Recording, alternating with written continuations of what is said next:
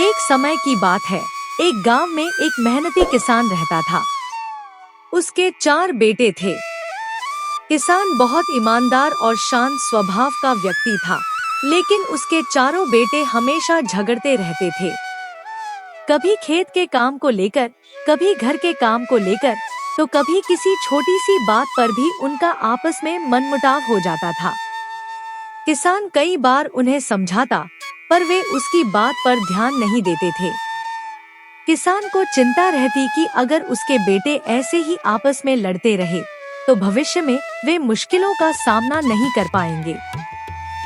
एक दिन किसान ने उन्हें सबक सिखाने का निश्चय किया। उसने चारों बेटों को अपने पास बुलाया और कहा, मैं तुम सबके लिए एक छोटा सा काम लेकर आया हूँ। इसे पूरा करो, फिर मैं तुम्हें एक महत्वपूर्ण बात बताऊंगा। किसान अपने साथ 10-12 लकड़ियों का एक मजबूत गट्ठर लेकर आया। उसने पहले बड़े बेटे से कहा, इस लकड़ियों के गट्ठर को तोड़कर दिखाओ। बड़ा बेटा अपनी पूरी ताकत लगाकर कोशिश करता रहा, पर गट्ठर नहीं टूटा। किसान ने दूसरे और तीसरे बेटे को भी कोशिश करने को कहा, लेकिन वे भी विफल रहे। अंत में छोटे बेटे ने भी प्रयास किया, मगर वह भी गट्ठर नहीं तोड़ पाया। तब किसान ने कहा, अब इन लकड़ियों को खोलकर एक एक करके तोड़ो। चारों बेटों ने जैसे ही लकड़ियां अलग की, वे आसानी से एक एक लकड़ी को तोड़ने लगे।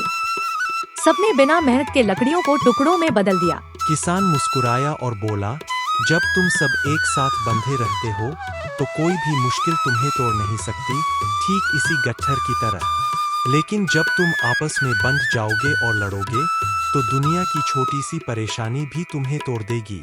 ताकत हमेशा एकता में होती है। अगर तुम जीवन में सफल होना चाहते हो, तो एक दूसरे का साथ निभाना सीखो। चारों बेटों को अपने व्यवहार पर शर्म आई। उन्होंने अपने पिता से माफी मांगी और आगे से मिलजुल कर रहने का वादा किया।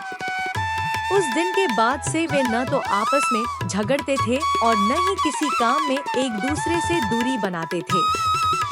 वे सब मिलकर खेतों में मेहनत करते और घर में भी एक दूसरे का सहयोग करते। इससे उनका परिवार खुशहाल हो गया और गांव में भी उनकी एकता की मिसाल दी जाने लगी। संक्षेप में कहानी का संदेश: एकता में शक्ति है।